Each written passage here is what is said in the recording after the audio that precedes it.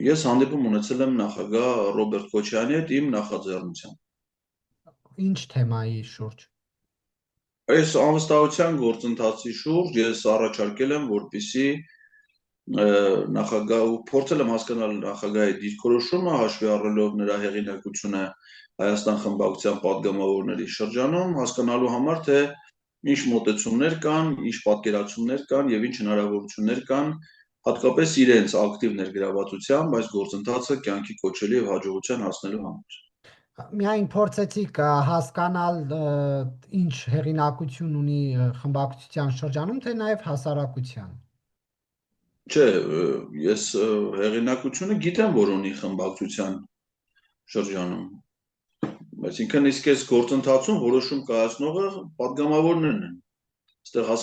հասարակական կարծիքի գեներացիա կամ ուսումնասիրման կարիք չկա ըստ էության, որովհետև որոշումը կայացնում են падգամավորներ։